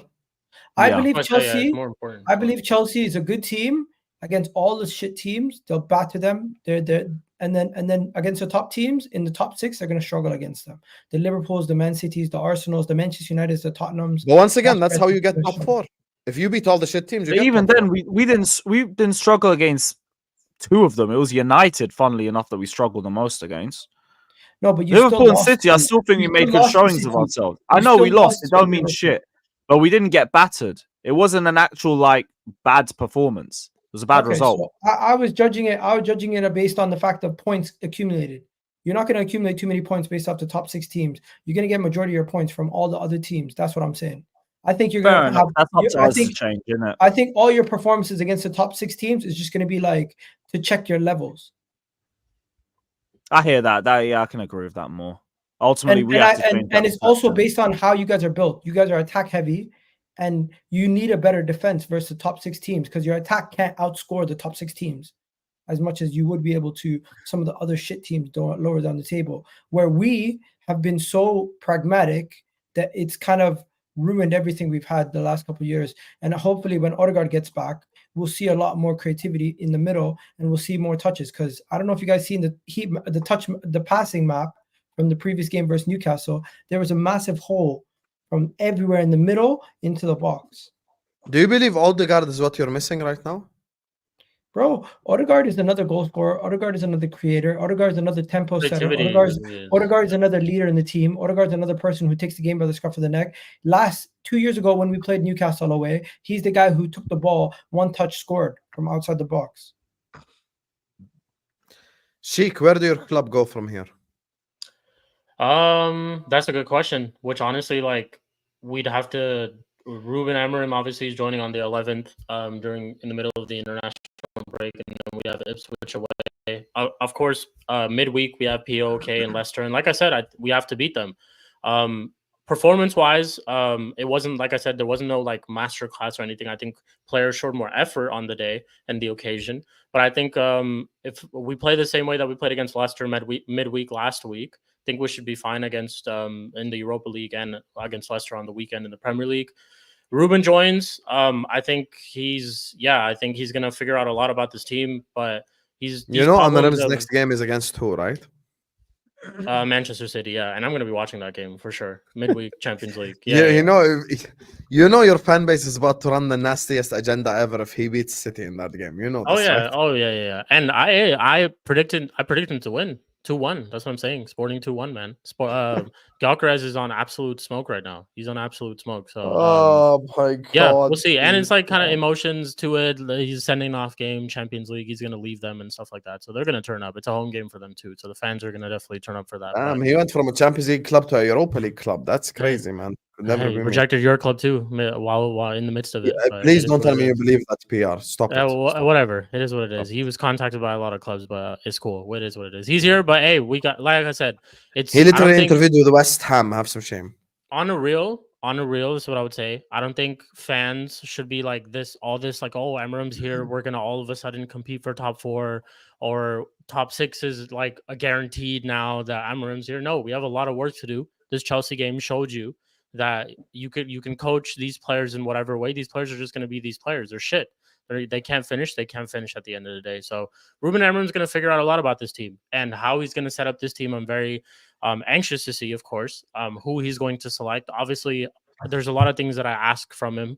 He needs to phase out certain players. I think certain players need more game time, like Ahmad and Xerxes at times where you need to bring him on early and stuff like that. So he's gonna find out a lot about this team. I think this next upcoming summer is the most important for us. I think that's really what I'm more so looking at. But I'm also looking at some of these competitions this season too, like the Europa League, some of these domestic competitions. If we do get a favorable run, then yeah, why not? Why can't we go and try to compete in them? This squad has won an FA Cup and a Carabao Cup in the past 2 years. I think they're well capable to go win that. And with Amorim's coaching, with everyone, how I already think he's going to like improve the team in terms of how we play and how we set up anyways. So why can't we? So I think let's see. Top 4 is forget about it. That's what I would say. Top 6 is a massive push, but I think it is achievable. It's not the fact that we can achieve it. I think it is achievable. Well, we'll see. We'll see how Ruben. What do you think of what Ali is saying? Erik ten Hag's legacy continues with the squad. No, because even under Erik ten Hag, these players did still perform. Like we still in his first season, these same players, this majority of this same squad had like against the big 6. I think we beat every single big 6 team at home. We had like the second best defensive record in the league. I know we had Varane, we had all these other defensive partnerships and all these other players at that time too. But like, no, these players are like what we saw on the weekend. I know these players are much better than this, and the way that they missed those chances, just it is what it is. So I'm hoping, like, the hope is there that Ruben Amorim can try to get more out of these players with how he sets up, and all that type of stuff. But that's all that you could really say, because I don't know. Garnacho needs to be dropped. I've been saying this for time. Like, he's best off the bench. He shouldn't be starting every single game. I was a little bit disappointed of when Ruud brought on Ahmad and Xerxes yesterday. But it is what it is, man. It's we move. I think Ruben, it's really I just have to see how he's gonna set up this team, because he plays 3 at the back. That means you're gonna play 2 midfielders, not sure who he's gonna play. I know Ugarte will play for sure because that's his guy, but we'll see how he sets the team up. 2 strikers, whether he decides to go with 10s, whether he tries to phase out Bruno, if he doesn't or not, we'll see, man. We'll see. You know the player I'm gonna ask you about, right? The biggest conversation last 48 hours. Who has it been about? Who has it been about? You already know who. I don't actually know. I don't. Who's your whole fan base been talking about last 48 hours? I have no idea. Xerxes? Xerxes? What are they talking about him? No, you What's tell the me response what's about? going on with Xerxes. Nothing. Are we judging Xerxes off of 8 minutes that he got against Chelsea? There you are. So you're that not what gonna we're saying? criticize that performance right there? No, I will You know? criticize him. Like, yeah, I've been criticizing him all season. He should be scoring more goals, but are we going to criticize him for this performance? No, he just got 8 minutes against Chelsea. I thought he should have come on earlier. Would have made a much big difference. But he got only 8 minutes. 8 minutes against Chelsea. Where what did he How are we really? going to judge his development? Well, I think what I would say about Xerxes is let's see how he performs against Ruben Amorim, because we just saw him again under Ten Hag and how he was performing under Ten Hag under that system. Let's see how we can do against under Ruben Amorim. I don't think he's really been that bad. I think I'd actually say this, and I'll say this right now. I think it's better for us to play him than Højlund at times, because I think he adds more to the team. Højlund Yes, was a he's lot not- better than Xerxes. What's more likely? What's more likely? Xerxes or Rasmus Højlund get the number 1 spot at Manchester United, the number 9 spot at Manchester United, and get it going, or you guys go back into the window again for a 3rd striker? I mean, I think we should go back for a 3rd striker regardless, because I don't think Højlund is good enough. So I think we need more strikers anyways. You But I probably don't think Xerxes good enough either. Just be honest. No. I don't think Rest in I think peace. Xerxes been okay. Obviously, the goal scoring aspect where he's not scoring goals, and yes, he's had a lot of chances and stuff like that. Cool, but I kept the same energy for Højlund last season too. But I realized after last season that Højlund is not a good player, so I'm giving the same time to Xerxes as well. I definitely want to see him under this new setup. A lot's going to change. Coaching matters a lot. How we're going to set up, all that type of stuff. So we'll see. We'll see how he performs under Ruben Amorim. I feel like he's actually a player who could suit Ruben Amorim's system a lot with the way that he plays, because he's like a 9.5. That's how we really say it, right? Where he's more like He's a a false nerd, 9. mate. He's more like a false 9. He tries to He live says, with the I'm not wingers. a 9 and I'm not a 10. I'm a 9.5. We'll see. Brother, We'll you see. stink. Though some of the Højlund- chances he's missed this season, listen, if that was Højlund, you guys would be cooking him. You know the guy, the one guy though that.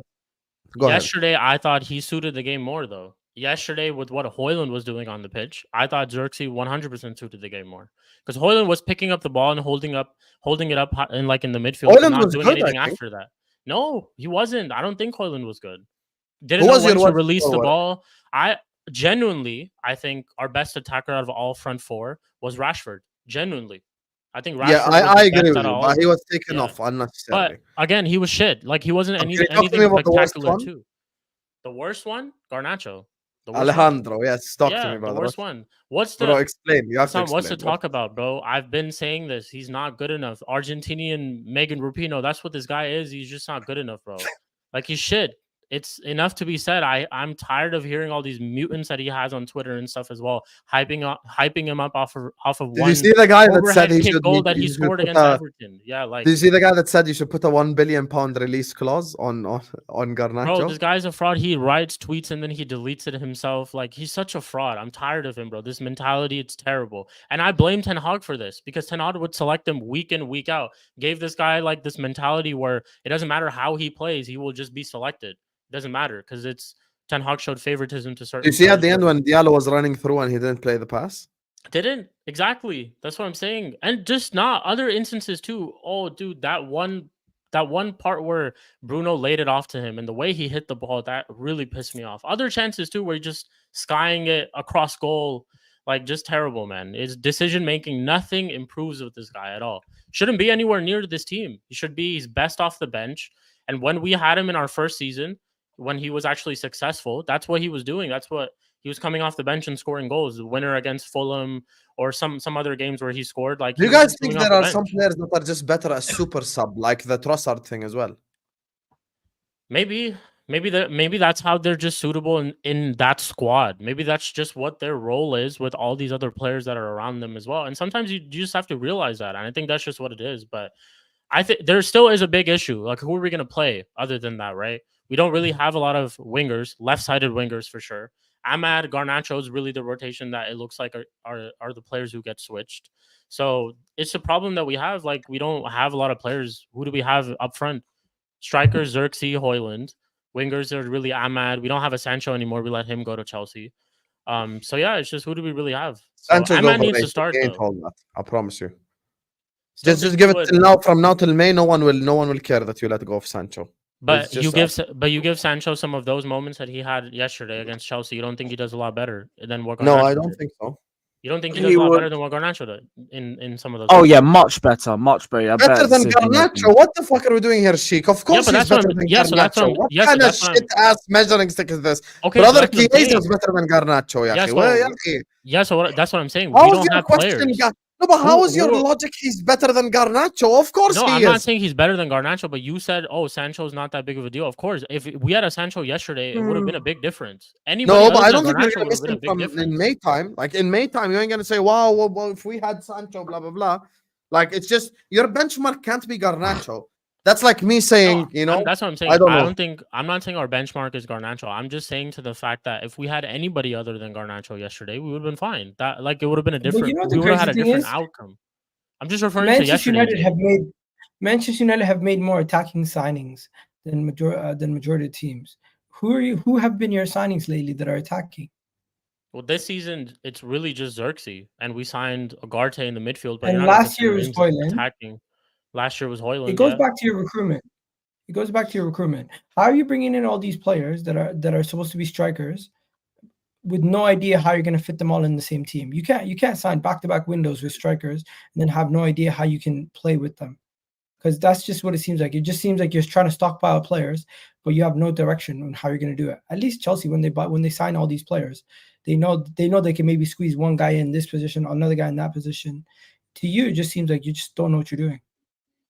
We just haven't. Well, obviously, it was all Ten Hag's players, his identity, whoever he was trying to sign at that moment. We also have to we can't forget he had Wout Weghorst in one of his seasons as his striker. He didn't fancy one. That's who he had up front in one of the seasons. So, yeah, I mean, you're not wrong. The fact is that the recruitment is just not good enough, and we need more squad depth 100%. That's why I'm saying this next upcoming summer is just super important for us, because I hope to see and I want to see who Ruben Amorim identifies for who he wants up front. Who knows? Maybe we go in for Gyökeres and try to get a Gyökeres, because I would take someone like a Gyökeres at this team. And I know you hope I don't, but it would be great for us to have him. And who knows? Maybe if we do put in a bed, he might be. Let's see if he goes to play in a Europa League club. Lewis, I'll ask this about Chelsea. One more, and this is the last question before we move on to the next topic. Lewis, next week, the team that Carefree Lewis tells me he hates the most, Egal has already put his chest out. What do you think is going to happen next week? We should be winning. We should be winning. Like I said, I expect us to dominate the midfield. What's going to happen? I can't predict what's going to happen. Other than I expect Chelsea to win. You're being political. Give us what you think, not what you think should happen. What you think is going to happen. What I think is going to happen. 2-1 Chelsea. 2-1 Chelsea. So, there you go. How are you going to beat them? I think Arsenal will be wasteful with the chances that they make, because, like I said, I don't really rate their attack bar Saka. I expect us to dominate the midfield. I could see Arsenal scoring a set piece or something, because we aren't great defending set pieces. Like I said, that's where I'm the most worried about Arsenal. Set pieces, not open play chance creation or anything like that. If you can keep Saka locked up, I don't expect there to be too much for us to really worry about in that regard. Then the rest will come down to ourselves and our own individual decision makings, because we make a lot of errors. And that's where the majority of our goals conceded come down from. So if you guys can keep your heads switched on at the back, I don't see any reason why we can't win this game. These players should be motivated for this as well. Talk about Arsenal players stepping up. I've said for the longest Chelsea need to take a big scalp. And also for a lot of you, you were playing when we lost 5-0. So you should be trying to get your get back in blood. Robert Sanchez, like I said all week, all eyes are going to be watching you, bruv. Like, people's perception of you dropped specifically off that game. That game specifically is what turned your bozo moments out of the back from maybe he's just getting into the team and everything to just, nah, you're a problem. You're actually a problem, because that single-handedly cost us the game. So, no bad individual errors. I expect us to win. And yeah, we should be winning this game. So 2-1 Chelsea. You're not worried about your top 6 record so far? The fact that Liverpool, What about our City... top 6 If it weren't for record? Sanchez, that wouldn't have been a problem, because we would have beaten United and beaten Arsenal last season. No, I'm What talking our about record this against season. Chelsea at your ground. No, but like, United's the only City bad L, performance. Liverpool L, draw away at Old Trafford. But we weren't bad in either of those games. Like, the Old Trafford draw was our worst one. So I'm not even worried about that, because it's not like we don't turn up. It's about getting the result, getting the scalp. We haven't done that, but we turn up for those games. I expect us to turn up again on Sunday. Like, these lot have to play Wednesday and then get ready for this game on Sunday. They got a whole week off, basically. Confidence. I think that gives us more confidence, because we've seen Chelsea. You change your whole 11, it makes you worse.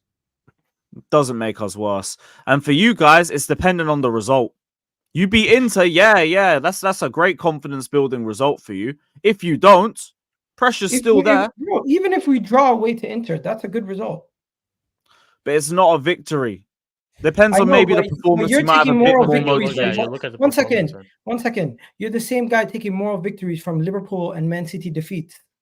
I'm not taking moral victories from it. I'm saying we performed am better. Am I tripping? Did he No, not just no, say, you're twisting. well? No, because you're twisting my words on that. No, but you said you played well. Sam was bringing up the stuff about our Big Six record, and I'm saying there's no issue with us turning up because we don't play badly in those games. I'm saying for you guys, victories from defeats. Okay, let's put it like this: is your team going to be more motivated? Is your team going to be in a more confident position for the Chelsea game if you win or if you draw?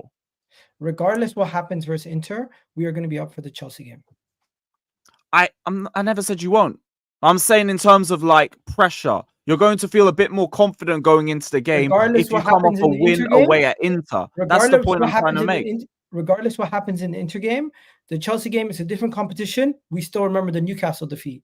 So even if we beat Inter, I don't think it's going to be a different type of Arsenal. That's why the pressure. That's why the pressure's there. You relieve a little bit on yourself because if you don't have get a win at expectations that Inter. we do. You don't have the expectations that we do. Simple. That's why. Which is why I'm saying a victory is going to do a lot more for you as opposed to a draw against Inter. Yes. Bro, because the expectations are higher. You go away to the that's going to relieve a bit more pressure on you. Whatever happens against Inter, yes, it can be motivational and it can inspire you and everything, but really and truly, it's a different competition. What we're gonna have to remember is we lost. Thank you. They said in the chat, momentum. Exactly. Bro, what momentum? It's a different competition. You'd be coming off a big victory away at the Italian champions. Egal, there are so many times where Liverpool dropped points in the Premier League and then we had a Champions League game and we won and it brought us back to confidence and all that shit. What Lewis is saying is real regarding San Siro. Because if you go away to San Siro and lose 3-0, your team morale is going to be on the ground, bro. Yeah, but I don't think, regardless what happens, negative or positive, I still believe the Chelsea performance will still be positive. So you're basically saying regardless, it doesn't have anything because to do of the with level, because of the level of Inter, that we're going to be facing, the quality of the team that we're going to be facing, it's a good tune-up game before we play Chelsea. In the sense, like, I'm not saying Inter's just a nothing game, but I'm simply saying that game is going to get us more prepared than any other game we could play. Yeah, but with No, that no same one's saying logic, if that, you though. lose What we're to saying no, is you're going to be more confident if you get a result at Inter. Of course you would be. Nobody's saying you wouldn't be. I'm just simply saying I don't think the team is going to look at what happens in the Champions League as any type of, what do you call it, boost or any negative impact on the Chelsea game. Either way, they're going to view it That's as a why we different disagree, competition. because I do think you get a boost if you win there. yeah, but you also just said it would be a tune-up. So let's say if you do lose to Inter, are you not concerned that you just lost to Inter going into that Chelsea game with the performance that you just had? I don't know Honestly, why Egal is just pushing it's the about Inter the game to the performance. side. Yeah, That's the thing It's I about don't the get. performance. That's the thing. I'm saying One a second, big we're win talking about away two at the different things. Italian 1 second. champions.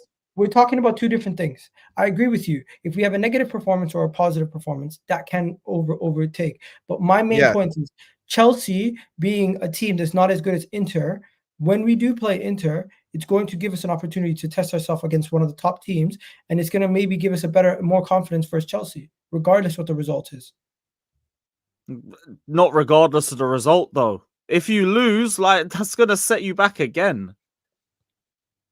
If we lose, we're facing a really good team away at home in Europe, still better than Chelsea, and I expect us to be more prepared for But Chelsea. it's another loss. How are you You don't already have two trying to losses gloss the in a row. defeat? Exactly. I'm saying, bro, you guys are completely misunderstanding me. Forget it. طب okay, explain it to us then. يلا. I'm simply No one saying interrupt him. Explain it once and for all. Inter is a better team, regardless what happens in the Inter game. I believe that the team is now going to be more prepared for that Chelsea game. Simple. Fair enough. Okay. Fair enough. Fair enough.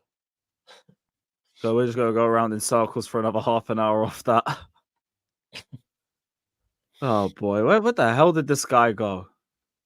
At least you search from chess finally. You're not going, oh, if we do this, if we do that, if we do this. Because that's most of the time what you do. No, like, I expect us to win. I'm going to be fuming if it's even a draw. I want a victory. And I know we're capable of it. We've shown against Liverpool and City that we can turn up against the big teams. I just need the result. At the same time, you put your out in there. Basically, you're like, if we do drop points, it's going to be because of Sanchez in the defense.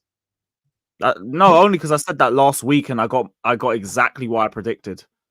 I said if we don't beat United, I guarantee it's going to come down to a Sanchez howler. And what happened? Sanchez howler.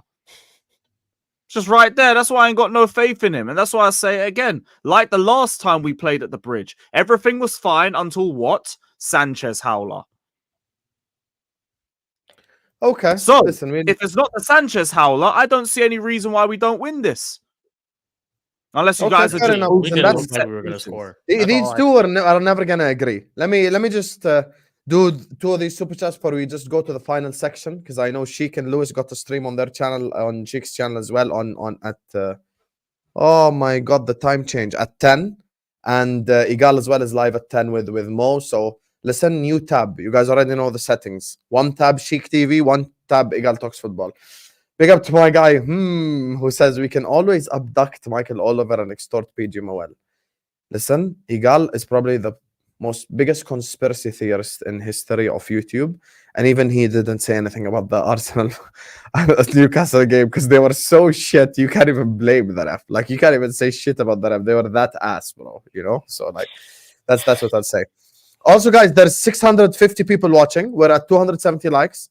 That's a good ratio. But let's just try get to 300 likes. Let's make that the final target for the stream. So everyone, please hit the like button and subscribe to the channel right here, right now. Let's get the likes up, Habibis. We're closing in on 40.5k as well. Let's go, 500 subscribers in a short period of time. So big up to you guys, like and subscribe.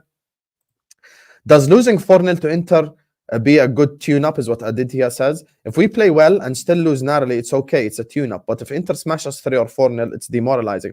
And that's the point I'm making. The problem with Inter is, and I've went to the San Siro before, I know what Inter are like. This version of Inter Milan went away to the Etihad and got a 0-0 draw.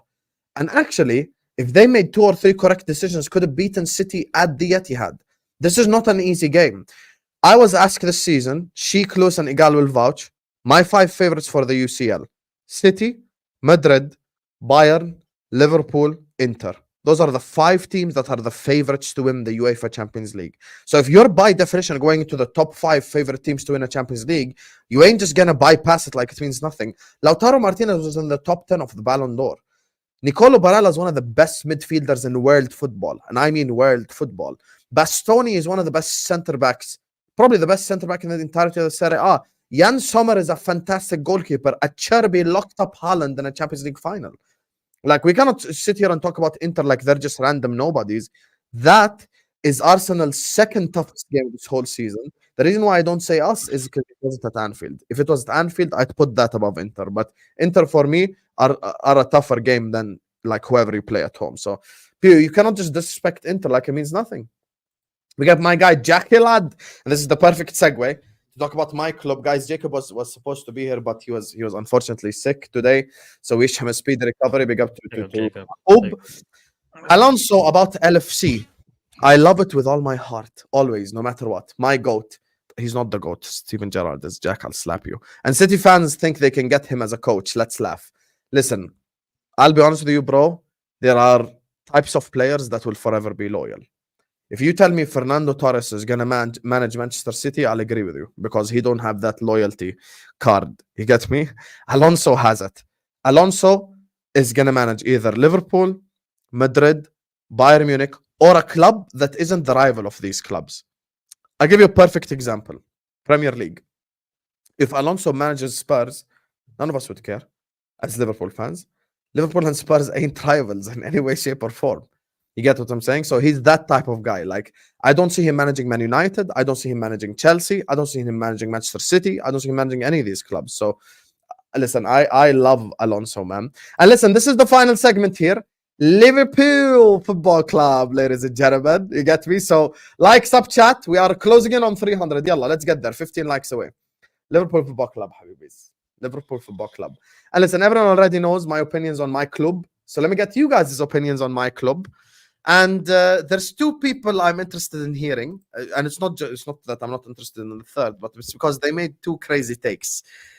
First of all, I'm starting with you, Egal. You've been one of the people who are saying you're not convinced by Liverpool. Are you still not convinced? Good job. You won. You're 7 points top of the table ahead of Arsenal, 2 points ahead of Man City. And you guys have been really, really playing well this season. And even in that game, you didn't necessarily play so well, but Cody Gakpo takes a shot and the goalkeeper gets kind of confused by Nunes is standing there if he's going to get to the ball or not, ends up losing the ball and the cross goes in. And you know what? You got to give credit where credit's due. Mo Salah delivers the winner at the end. I thought Brighton could have got more from that game. They had numerous opportunities, especially the Turkish right back when he had the ball right at his feet the second time when the cross came in. I thought he was going to bury you guys, but you guys ended up getting the win. And in a day where Man City dropped points, Arsenal dropped points, Liverpool win again. Now, here's where my concerns are for Liverpool. Liverpool are playing well right now, but I do see what do you call it? I could see Gravenberch tiring out. I could see one of your defenders getting injured. And if anything happens to Mo Salah, you guys are finished, obviously, right? But everything stays the same. At this moment in time, you guys could be title favorites. You know, it's because Egal, I hate when people don't keep the same energy. So why don't you apply the same energy to your club when Ollie Watkins missed chances? Aston Villa game. We can go back to wins where other players miss chances. City, if everyone's talking about big bad City, right? City, by the admittance of City fans, big up LB, should have lost at home to Fulham, should have lost at home to Brentford. We're lucky to beat Southampton. Those are the words of City fans. So if I were to go by that logic, then City should be minus 9 points of what they have right now. And Fulham, by the way, if we're talking about like, to be honest with you, Brighton, they had 1-1-1, so I understand. But that Fulham game at the Etihad, Fulham scored twice, and they had 2 1-on-1s. Now, I think the Brighton game was a game of 2 halves. First half, we were crap. Absolute dog shit. Second half, tactical adjustments from Arne Slot, we win the game. And of course, when you do have the best player in the league, now that, in the words of Lewis, when someone's injured, then someone's injured. KDB's out right now, and Rodri. So there is no conversation. Best player in the league, in my opinion. Number 11.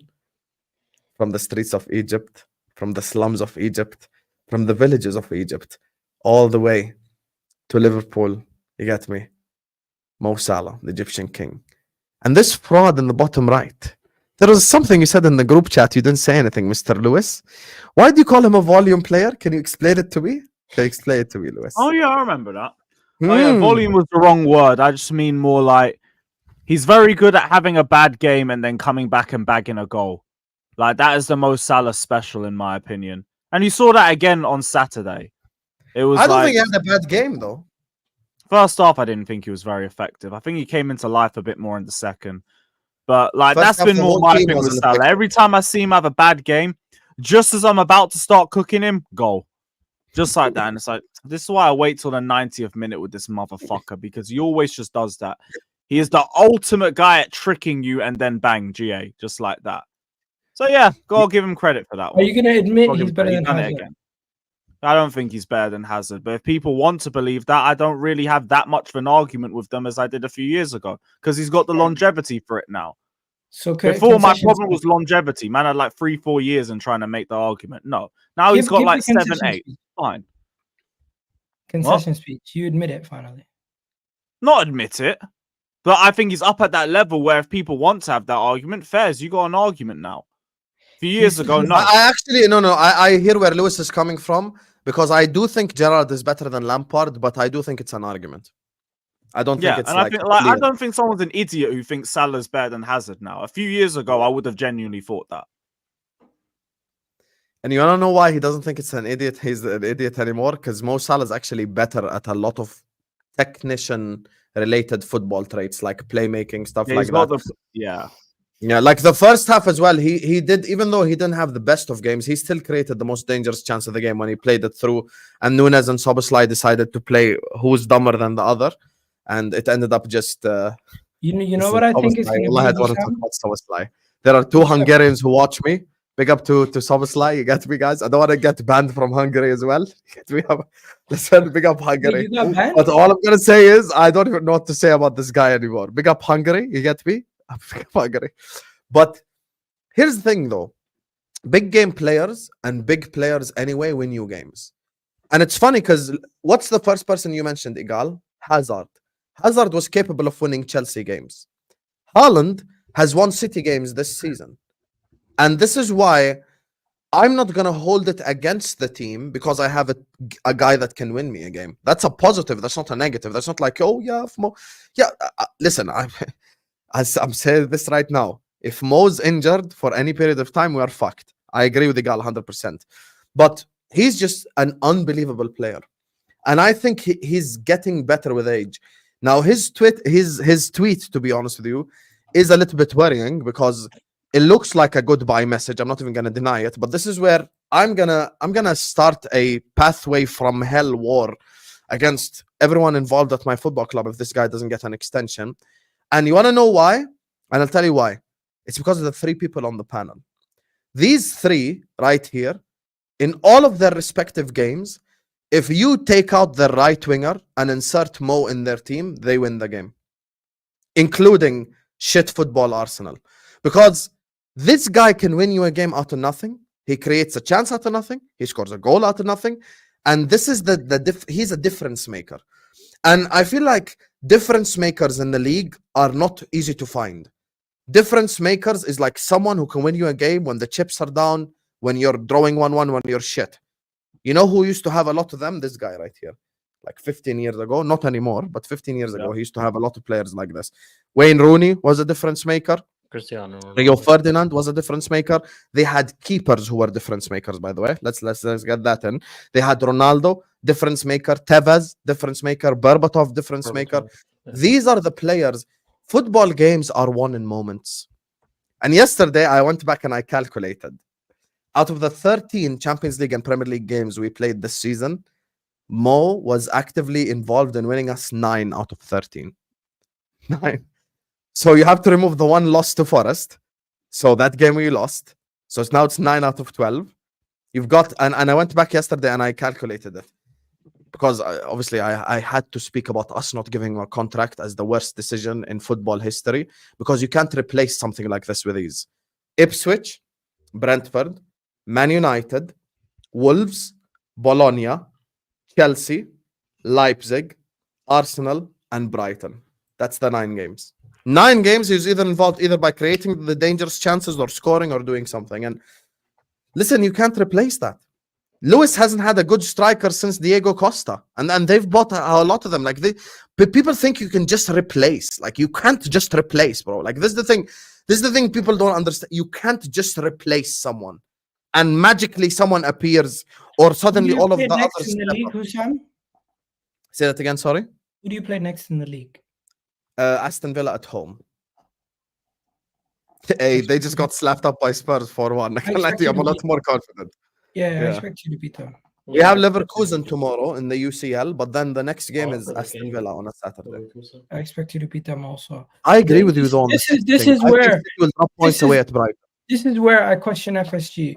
If it comes down to if your season comes down to Gravenberch and McAllister performing at this level for the rest of the season and not getting injured, and you guys don't go strengthen in the transfer window in that midfield, that could be somewhere where it hurts you also. Bro, I'm going to say this right here, right now. I will only say that we should win the league and we're title favorites if we're 15 points above. And I'm not even exaggerating. And I'll tell you why. Aditya here is doing the typical. As an Arsenal fan, I want people to put pressure on Liverpool and consider them title contenders. Until now, they have been flying under the radar. Let's put Slot on the spot. You want to know the problem that I have? And actually, this is something that Lewis called me out for, which is reverse gaslighting. You know the problem that I have? In the summer, everyone was telling me Liverpool are finished because Klopp is leaving and we didn't sign anyone. Yeah. All of a sudden, in November, you're all telling me Liverpool, you must. What? Literally 2 months ago, you were telling me Liverpool are done. Liverpool are screwed. Gravenberch is not a real DM. You haven't played anyone. No, because of the situation. And 2 months into the season, it's a Liverpool equalized. Yeah, fully it's the situation. Harry will. Because Arsenal were in a situation where people were saying, I need to explain this before we go to Arsenal. People are saying you're not going to get top 4 to win. Let me explain it to you. This is Arne Slot's first season. Taking over from Jurgen Klopp, having signed no one. He has not signed a single player other than Noni's Chiesa. I would be the most disingenuous person on the planet if I were to say, Arne Slot, you must or you have failed. A successful season for Slot this season is finish in the top 3 and win a domestic cup. Successful season. No problem. That's a great first season for Arne Slot, given the fact that we haven't made any transfers. Now, had we signed the Zubimendi, had we signed an Ait Nouri, had we signed the, Diomande in the summer, fair enough. I would go like, I tell you, yes, there is pressure on us to win. But the fact that we only signed Chiesa and it's Slot's first season, and everyone told me we're finished when Klopp leaves, how on earth am I supposed to sit up here and demand the league title from Arne Slot in his first ever season without transfers? How?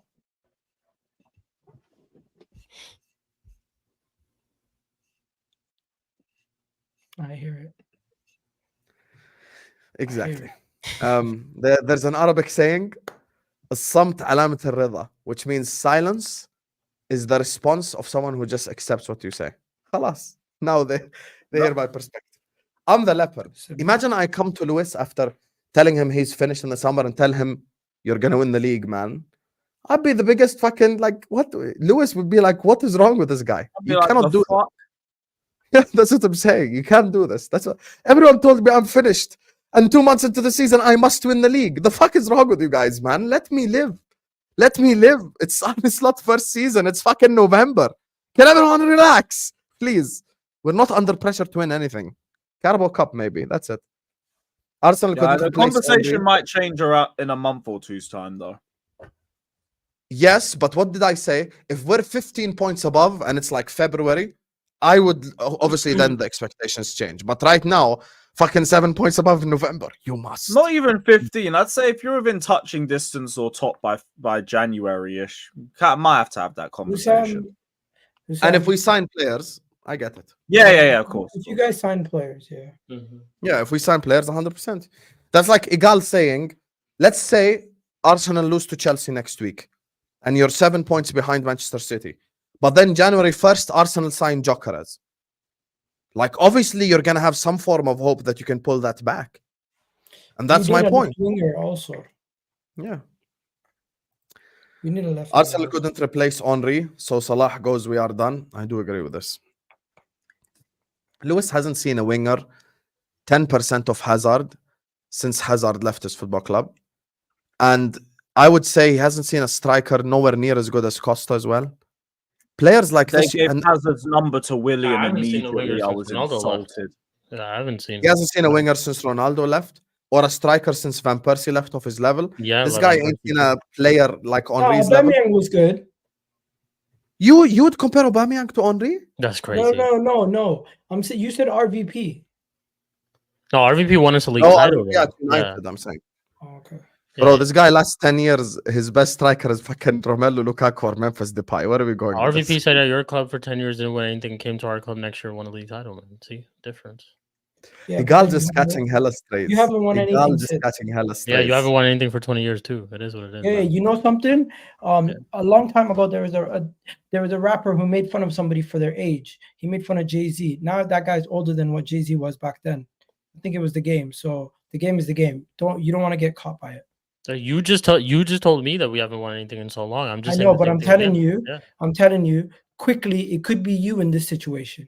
So Okay. remember that.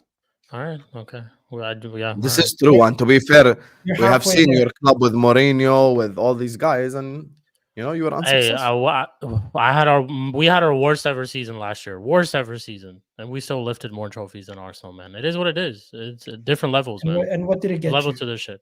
What did What has it it gotten to you so far? You were having conversations of you being in a top 4 race now, 5 years into You the know, the process. funny thing is, So you it is started what off it the is. Arsenal Oh section. my by God, talking- Fulham winner, and it's Harry One Wilson second. again. Sheikh, you started off the Arsenal section talking about Oh, this is the really? end.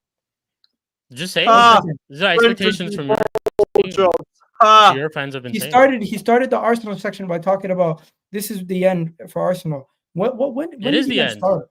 It this is the season? end. Yeah, you're actually right though. I actually take it back. When did it really start? Because you haven't won anything. That's true. When did it really start? You're But funny. I hear it. Yeah, You're trying to I hear it. flip it. That is true. I take it back. When did it really start? Egal Yeah, is so hurt, wallahi. Egal Wallahi, is so he's hurt. literally like a child. You're so He hurt. called me a You know, if you lose next week, Egal, I'm a I child. know exactly what you're gonna come with. You're just gonna fully say it's over and everything. Like I That's what just I'm know. saying. We're close not to the over end. yet.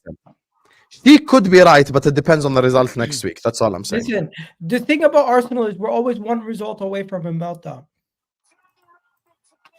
Do you guys think Liverpool can win the league? That's the last question I'm gonna ask you guys before we send you No. over to your other No. shows. No. you look capable of it.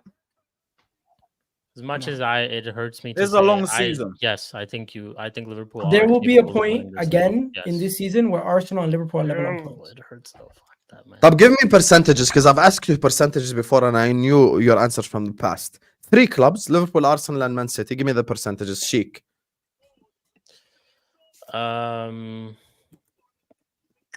Let's see. 50% City, 25% Liverpool. No, actually, wait. Give me a second. Let me come back to it. Think I'm about trying this. yeah, I'm thinking about it. I'm doing the math in my head. You know what it says the odds are?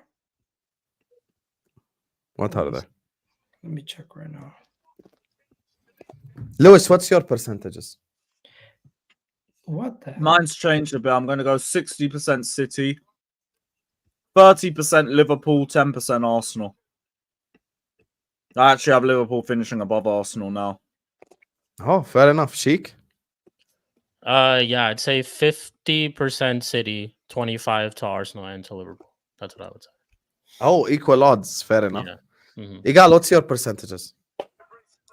20% Arsenal, Liverpool and City both share the remaining 80%. So 40-40. Oh, okay. So you're giving yourself a reduced factor. Fair enough. It's Final just super 'cause chat here before we wrap up. It says, with Edu gone, Arsenal now have hope of building a title-winning squad if we get the right man to replace him, who would challenge Mikel internally and put pressure on him. I'll tell you this as someone who has supported the football club that was run properly. Now like you Fal- have hope of building a title-winning squad. He says 40, 40, and 20 as well, Aditya. Look at this Oh, guy I see. putting Liverpool 40. Oh, so you don't believe in his team? Okay, fair enough. Fair enough, Aditya. But let me say this. My football club was once a well-run football club, like 5 years ago. And Michael Edwards stopped Jurgen Klopp from buying Brandt and Götze, and we bought Salah and Mane. So sometimes directors of football could possibly be right, to be honest with you. So I'm just saying, you can't always listen to your manager. Titles can't be won in the first 10, can be lost though. City 51%, LFC 49. Damn, Red Indian said fuck Arsenal. Hey, I respect it. Fair enough. Anyway, listen, on that note, we're going to wrap up the stream, guys. Big up to every single one of you guys. Thank you guys so much for joining us on yet another A-Listers episode. We're going to be back, inshallah, the same time next Monday. Tomorrow, 1:30 p.m. UK time, I'm live with Tom and Callum. I've got a Liverpool show after the Leverkusen game as well. And I'm doing a Liverpool watch along, inshallah. So lots of content coming your way. Shikh TV is in the description. He's going live with Lewis. Also, Carefree Lewis G is in the description on his channel now. And this stream is going to take you over to Egal Talks Football, where he is live with Mo and a couple of Arsenal guys as well to preview the Inter game. So make sure you guys check both the videos out. Big up to all of you guys. Thank you guys so much for showing us love. And we'll see you tomorrow, inshallah, 1:30. Peace.